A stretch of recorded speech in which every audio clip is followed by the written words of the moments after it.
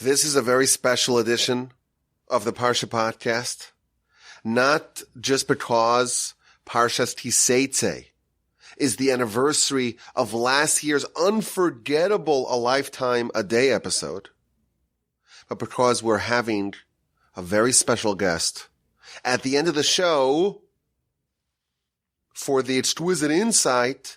My son Yehoshua, he should live and be well, is coming on to share his thoughts and to give us his Bar Mitzvah speech. You may recall about 1.5 years ago, our eldest son Akiva had his Bar Mitzvah, and he was invited to the Parsha Podcast, and he gave a guest episode. Well, now it is my next son Yehoshua's turn. He's Bar Mitzvah now as well, and he's going to have his day in the spotlight, his day behind the microphone. Now, the truth is, his Bar Mitzvah, his actual birthday when he turned 13, was about 2 months ago, kind of the middle of July. And typically we would schedule all of a child's Bar Mitzvah festivities around his birthday. But alas, it was the middle of July. And as you know, Houston is basically uninhabitable in July. And every year we take our trip to Canada. And not only do we leave, it's very common for people in our neighborhood, in our community to leave as well. So Yehoshua, all of his friends are out of town. So we decided to distribute his Bar Mitzvah festivities. And today, it's going to be the 5th and final component of Yehoshua's Bar Mitzvah celebration festivities. On the day of his birthday, I think it was the 12th or 13th of July, we celebrated his Bar Mitzvah in Israel. And that was celebration number 1, component number 1 of the extended Bar Mitzvah festivities. And that Shabbos, it was Parshas Pinchas, a long time ago. There was a festive Kiddush celebration in Canada. And this past week, Yehoshua read from the Torah in our shul here in Houston. That was celebration number 3. And then we had a nice celebratory feast for some local friends and his classmates, coupled with a siyum. Siyum is the Hebrew word for conclusion or completion. Yehoshua completed an entire order of Mishnah, and he finished it in front of his friends and classmates. And that was number 4. But of course, we have to celebrate with the Parsha Podcast family. So he's going to come on to share a message with y'all later on the exquisite insight. But what I'm going to tell you today is what I said Sunday night. Like I said Sunday night, we got together with some local friends and Yeshua's classmates, and I prepared a speech, one that relates to the Bar Mitzvah boy, but really it contains some very valuable lessons for all of us. And it also connects to the Parsha. So I figured I'd share that with you and then bring on Yehoshua for the exquisite insight, and he will tell you what he said at his Bar Mitzvah celebration. Now, this is going to be a little bit different than most episodes. Most episodes, we start off with the Parsha, and then we try to find the lesson. Here, we're going to start off with the Bar Mitzvah angle to be more consistent with the theme, and then we'll transition to the Parsha. Does that sound like a plan? Let's begin. Now, for the sake of full disclosure, what you're going to hear today is a bit more elaborate than what I shared Sunday night at the Bar Mitzvah festivity number 4, that is. When there were people there were guests in the room. I couldn't speak as loquaciously, as verbosely as I like to do. I didn't want to torment the assembled too much. But now it's the podcast, and we can expand on the subject, the very important and interesting subject, properly. So when someone turns bar mitzvah, bar or bat mitzvah, of course, it's a very significant milestone. They're now an adult, And they're now obligated in every single mitzvah in the Torah. Bar Mitzvah means that they are now mature and are obligated by all the mitzvos. So when a boy hits 13, when a girl hits 12, they become instantly obligated by all 630 mitzvos. Previously, they were a child, and yes, of course, it's important to train our children, to prepare them, but they're not technically obligated in any of the mitzvos. They hit this milestone, they cross over the Rubicon, they're an adult, and instantly they're obligated by all of Torah. But our sages tell us that there's something else that happens when a boy hits 13. And that is the arrival of the Yetzer Tov, the good inclination. This is the sparring mate of our nemesis and foe, the Yetzer Hara, the evil inclination. The Yetzer Tov arrives at Bar Mitzvah. The Midrash tells us that the Yetzer Hara has a significant head start ahead of the Yetzer Tov. The evil inclination precedes the good inclination. The Yetzer Hara, the evil inclination, is present within a person since birth. From birth, the child has the influence of the Yetzer Hara. When does the Yetzer Tov arrive? Well, that happens at Bar Mitzvah. At Bar Mitzvah, it's the time of the arrival of the counterforts of the Yetzer Hara. The Yetzer Tov, the good inclination, arrives then. So here's the question. The Yetzer Hara, well, that's the incumbent. And it seems like it's an unfair battle. There are asymmetric forces at play. The Talmud tells us that the Yetzer Hara is older than the Yetzer Tov, and it's more gifted. In the Talmud, the Yetzer Hara is described as a sagacious, wily king.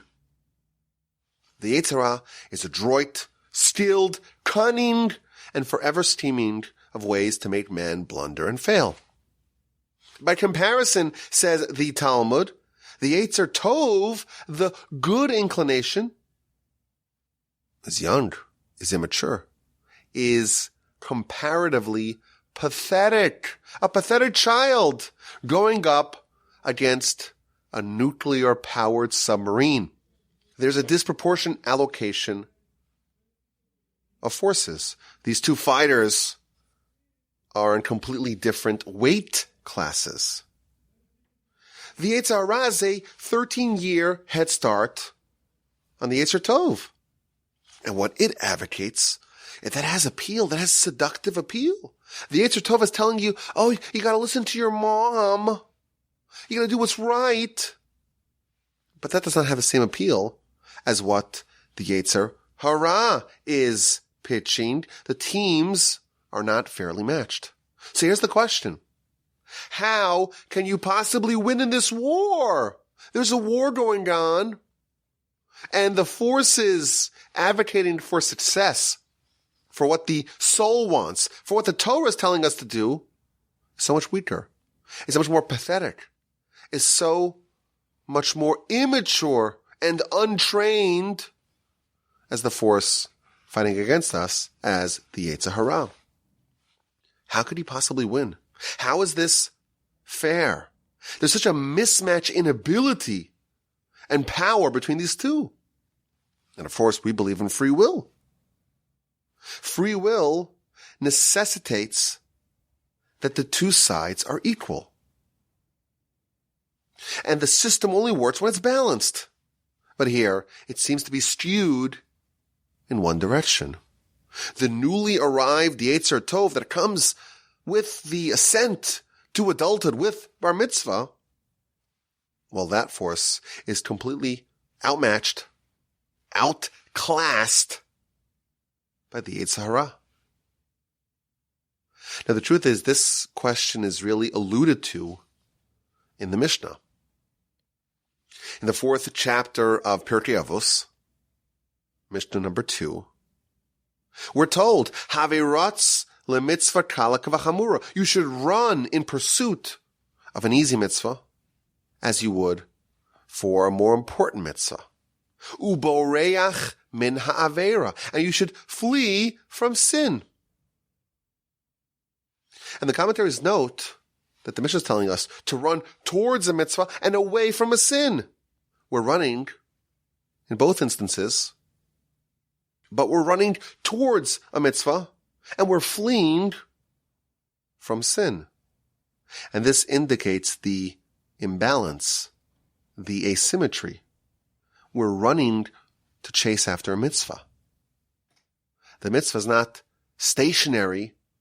The mitzvah is fleeing from us, and we have to chase them down. We have to run towards a mitzvah. And the sins, they're not stationary either. They're pursuing us. And we have to flee from them. We have to outrun them. The Mishnah is noting that in order for us to succeed, we have to actively pursue the mitzvah, because otherwise it's going to evaporate. It's going to disappear. It's running away from us.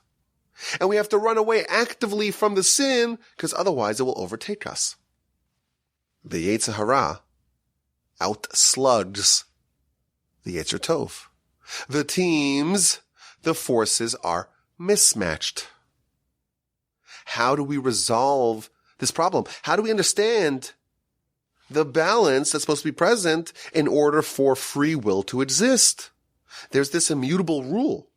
There has to be balance. There has to be free will.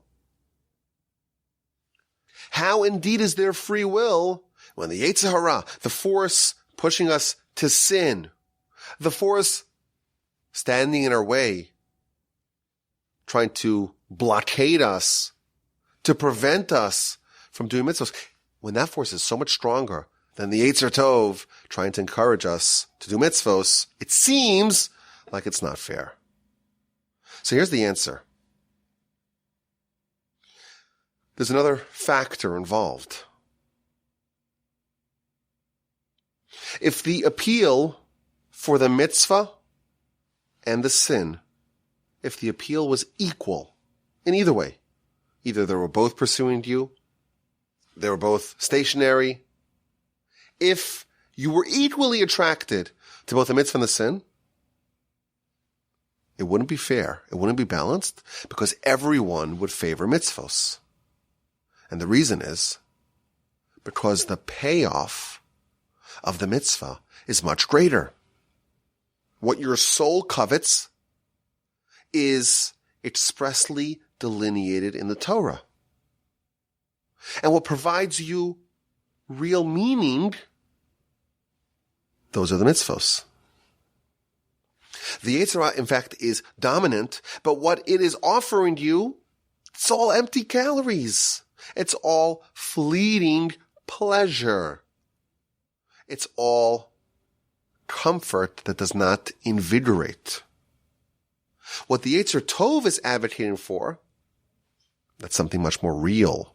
That's something that resonates within our depths. That's something that gives life ultimate meaning and purpose. It's something much more sublime and deeply, profoundly meaningful. The payoff of the mitzvah is much greater than the payoff of the sin. And therefore, the only way to truly balance things is to make their respective appeals unbalanced in favor of the Yetzer Hara. So if I can rephrase this with more clarity, there are two imbalances at play. There is an imbalance in the appeal of mitzvos and sins respectively, of the agenda of the Yetzer Hara and the Yetzer Tov respectively. That's imbalance number one. There's a second imbalance, and that is with respect to the payoff of listening to the Yetzer Tov versus the Yetzer Hara, of following the path of mitzvos versus sins. With respect to the appeal, the Yetzer Hara is dominant. It has your attention. It's the incumbent It's been there for 13 years before it even showed up.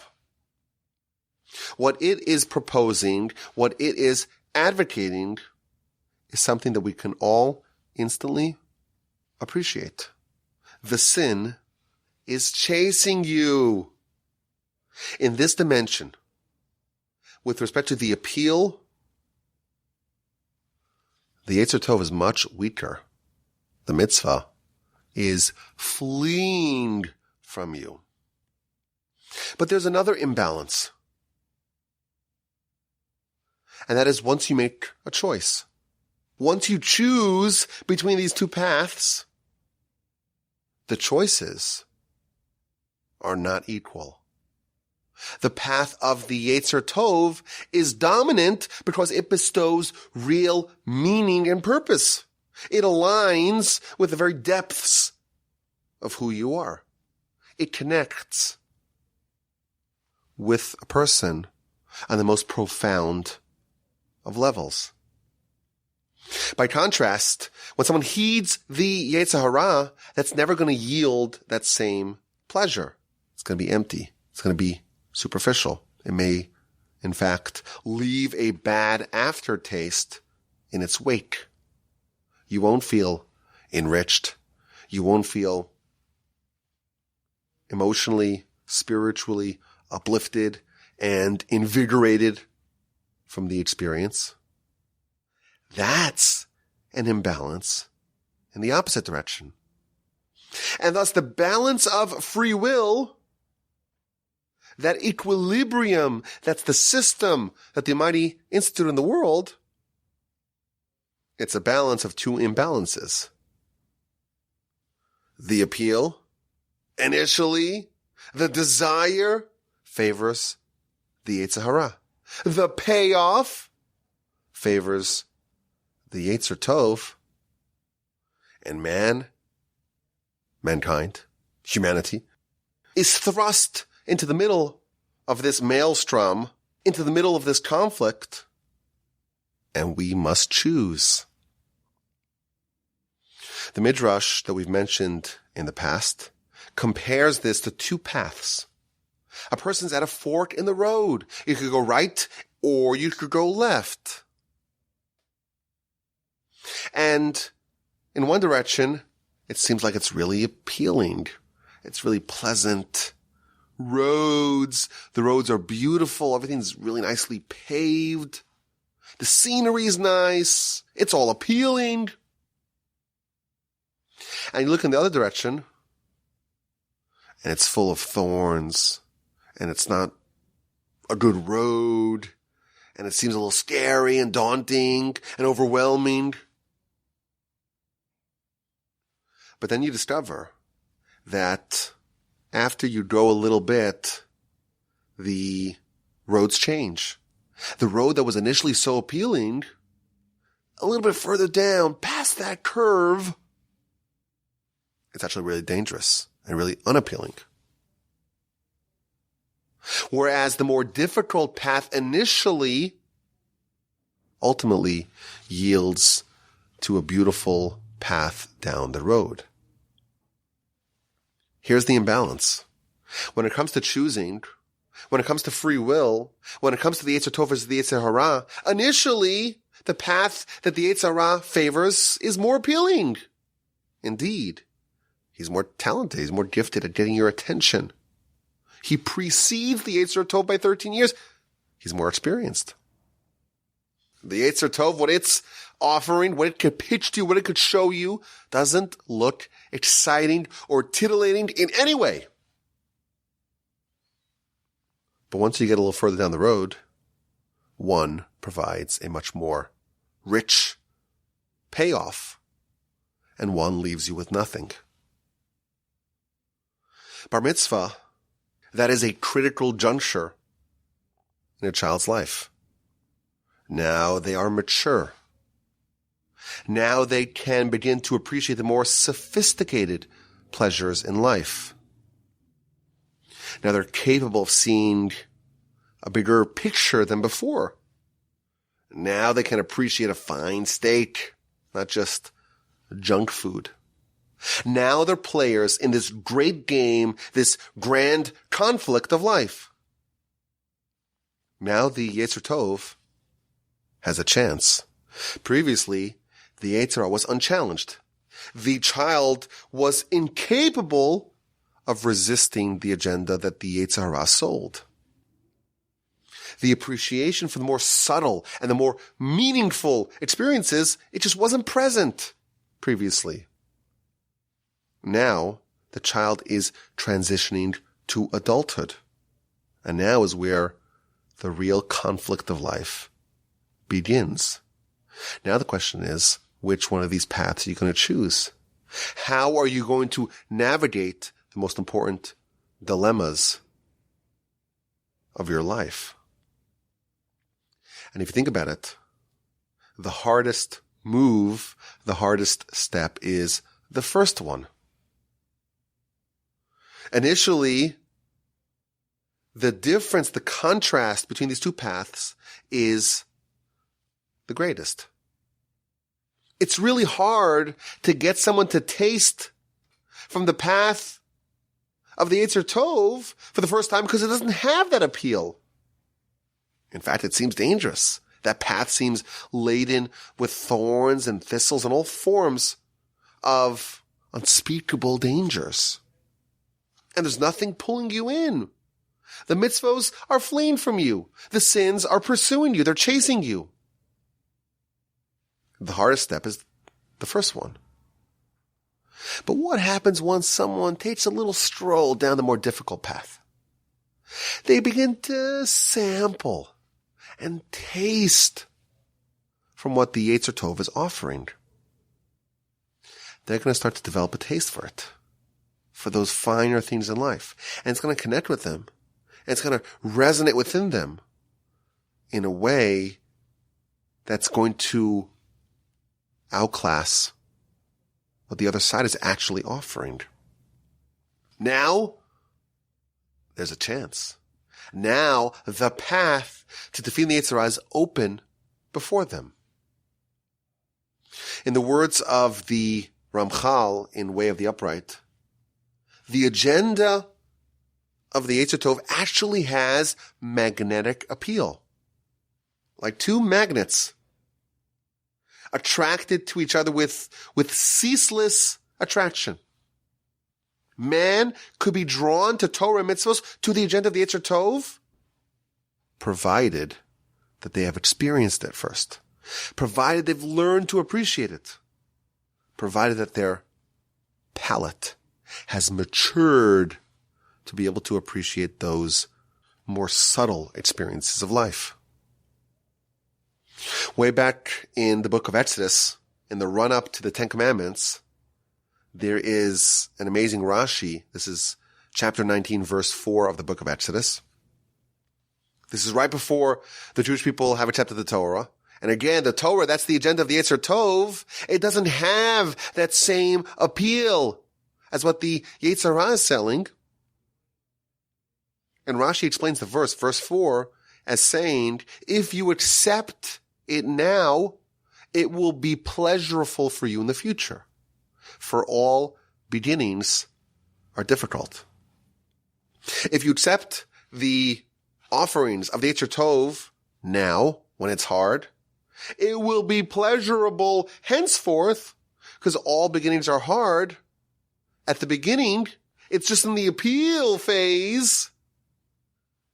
Well, it's hard, because in that dimension, the advantage favors the Yetzer Hara. But once you taste it, it becomes supremely desirable going forward, because once you've transitioned to the payoff phase, the Yetzer Tov is offering a lot more substance. All the beginnings are hard, because in the appeal phase, the imbalance favors the Yetzer Hara. In the beginning, the mitzvos are fleeing from you, the sins are chasing you. Winning is hard because you have to really work hard. You have to tenaciously, against those headwinds, pursue the mitzvos. And you have to flee. You have to hightail away from the sins which are mercilessly hounding you. But once you're past that stage, once you get past that little curve in the road, it will be pleasurable from you then on. The beginning is hard. If it's not hard, if it's not difficult, you're not quite yet at the beginning. The beginning is hard. But once you get a taste for the better things in life, it's pleasurable from there on. Now, this is not to say that the battle's over.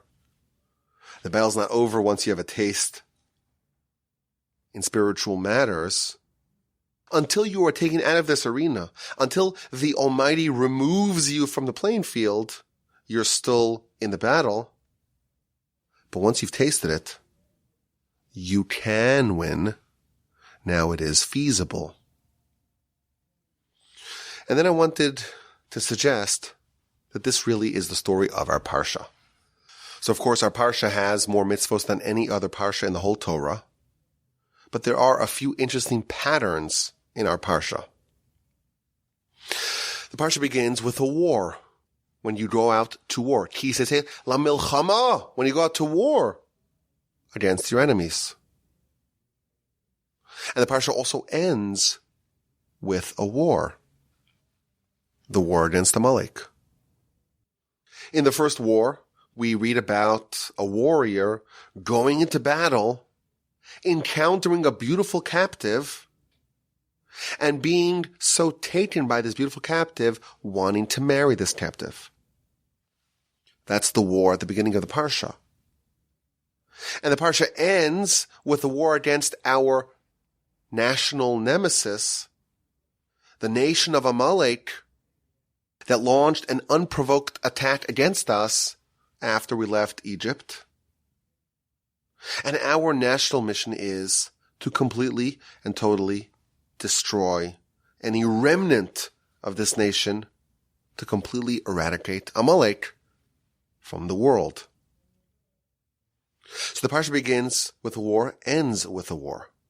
But quite interestingly, the sources tell us that these two descriptions of war are alluding to the spiritual war of our life, the war against the Yetzer Hara. The Zohar says, Ki Seitzei la milchama, when you go out to war against your enemy, which enemy is being hinted to in the beginning of our Parsha? The war against the Yetzer Hara. What about Amalek at the end of the Parsha? Again, the Zohar tells us, Amalek, ha Yitzra Bisha, which is Aramaic for, this is the Yetzer Hara. So our Parsha is bookended with wars, and not just any wars, wars that are emblematic, or at least are alluding to the war against the Yetzer Hara. Our Parsha is like a war sandwich, starting off with war against the Yetzer Hara and concluding with that same war. But if you examine these wars closely, you'll see that they're wars with very different results. What happens with the first war against the Yetzer Hara? It ends in failure. Rashi tells us this is the second verse of our Parsha. The Torah here speaking against the Yetzer Hara. For if God does not allow you to marry this beautiful captive woman, you will marry her in sin. You will violate the transgression and you will marry her nonetheless. Rashi says something incredible. The idea that when you go to war and you see this foreign woman and you take her as a captive and you are so enamored by her and you're so infatuated with her that in this particular setting, there's no way for you to overcome this temptation. Amid the passions of war and the tenacity of the battle, and you have this beautiful, seductive woman, and she's availing herself to you. Rashi, quoting from our sages, tell us that self-control is impossible. If God forbade this relationship, you'd do it nonetheless. You'd violate that prohibition. And even though ordinarily you would say, well, maybe this is something that ought to be prohibited, under any other circumstances would be prohibited, it's permitted because this battle is unwinnable. So it's interesting. The beginning of our Parsha, it's talking about a war. And it's talking about the war against the Yetzer Hara. And there's this very dubious loophole where, because there's no way for you to win this battle, there's no way for you to overcome this temptation, the Almighty says, okay, you can't win this war? Give in. The first war against the Yetzer Hara in our Parsha is unwinnable, and it's very different than what is expected from us at the end of the Parsha. From a war that we cannot win, we go to a war that we must win. Not just win it, we have to win it with total victory, and we have to erase and destroy and eradicate the name and the memory of Amalek. We have to completely annihilate Amalek. So it's a very interesting transition. We start off with a war against the Yetzer Hara, a war that we cannot win. It's guaranteed to end in defeat. And the Parsha ends with a war against the Yetzer Hara that we must win, and we must win with total victory. Well, what changed? How does this war and the prospect of victory, how does it change so drastically? And the answer, of course, is what happens in the middle between these two descriptions of war. What happens in the middle of our Parsha? What is the bulk of our Parsha? Tons and tons of mitzvos. More than any Parsha in the whole Torah. That's the secret. You start off at the beginning of the war, and the beginnings are really hard. It's an imbalance. The sides are mismatched. The forces are unequal. The sins are chasing you. The mitzvos are fleeing from you. At the beginning, prior to the mitzvos, prior to tasting what the Yetzer Tov is offering you, it is indeed an unwinnable battle. But what happens after 74 mitzvos? What happens after someone has a taste for matters of the spiritual, the more subtle pleasures being offered by the Yetzer Tov? After 74 mitzvos, it can be legitimately asked of a person to completely annihilate Amalek, to completely destroy the Yetzer Hara. Once you have a taste for matters of the spiritual, no one's going to say that defeating the Yetzer Hara is easy as pie, piece of cake, Bob's your uncle.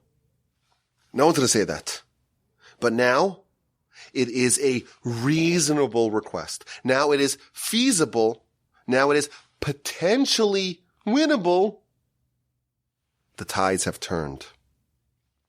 At a bar mitzvah, a child ascends to a new level. Now, there's another player in town. There's the Yetzer Tov. And while if we were to measure, to match up the appeal of what the Yetzer Tov is selling versus what the Yetzer Hara is selling, the forces are not quite balanced. But at this juncture, someone is more mature, and they can learn to develop a taste for spiritual matters. Now they have a chance. Now they're part of this grand conflict of life. And during the bar mitzvah, I said that our son, Yehoshua, he already has a head start. He's always loved to learn Torah, to study Torah with great zest. and he has a penchant for doing mitzvos. The Yetzer Tov is already operational within him.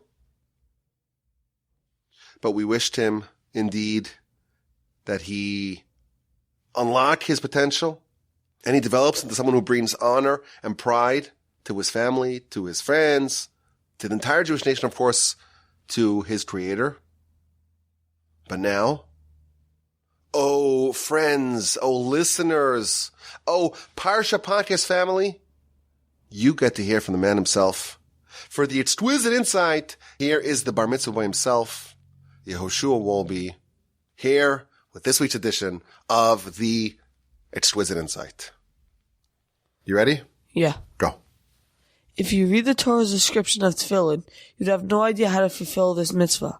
The Talmud says that every aspect of how tefillin are made and worn is a halacha l'Moshe Sinai, or a law from the oral Torah. Meaning that this is a law that Moshe told us orally, that he received from God at Sinai, and we trace it back all the way back to the original source via the tradition, but it's not written down. Correct. The fact that the tefillin has to be written on parchment, it's halacha l'Moshe Sinai. It's written in ink, oral Torah.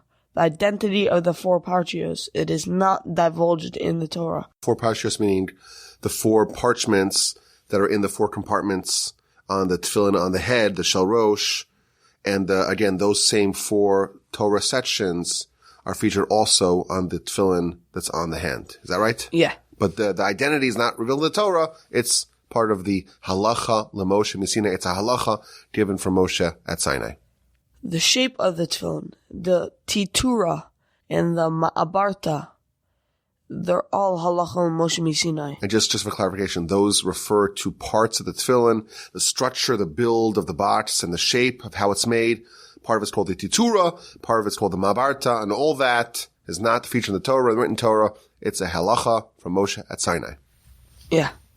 The shins on either side of the shalrosh, and that they must be squared, that the boxes are separated with a sinew of an animal, that the parshios are wrapped with a piece of parchment and tied with a hair, that the straps have to be black, and the dalet of the tefillin and the yid of the tefillin, they're all from oral Torah. This raises an interesting question. Why specifically in this mitzvah are so much of the basic halacha not written down in the Torah and instead left to oral tradition, parent to child, generation to generation? Why specifically by tefillin does the description of the mitzvah in the Torah leave so much for Torah Shebaal Peh? Perhaps we can suggest an answer. The Sefer HaChinuch on the mitzvah of tefillin shalosh says something very interesting about the parshios found inside the tefillin. Why are these four parshios, Kadesh, V'haya Kiviyacha, Shema, V'haya Im Shemoah, are wrapped on our arms opposite our hearts and on our head? He explains, because these parshios... Actually, if I could just clarify, of all the Torah sections of the Torah, these four specifically, 2 in Exodus, 2 in Deuteronomy, these four were selected to be in the tefillin, both the one on the arm and the one on the head. You could have selected a lot of different things. There's a lot of very interesting and moving and powerful and evocative parsha sections in the Torah. Why these four specifically? Is that the question? Yeah. He explains, because these parshios contain the essentials of our religion, it has accepting the yoke of God. It talks about the oneness of Hashem. It talks about leaving Egypt, which necessitates emunah. Therefore, we are commanded to take these Torah sections and affix them on ourselves to always remember their messages and strengthen ourselves in them. These tenets are so crucial. We must remember them every day. Perhaps we can suggest that another indispensable essential of our religion is the necessity of relying on tradition. We are wearing this very elaborate device every day, and the way it's made and designed and worn is completely a result of tradition. One of the most important ideas that we cannot forget is the transmission of Torah from parent to child, from generation to generation. Part of what we are supposed to remember every day when we wear a tefillin is that our glorious life that we have today did not spontaneously emerge overnight.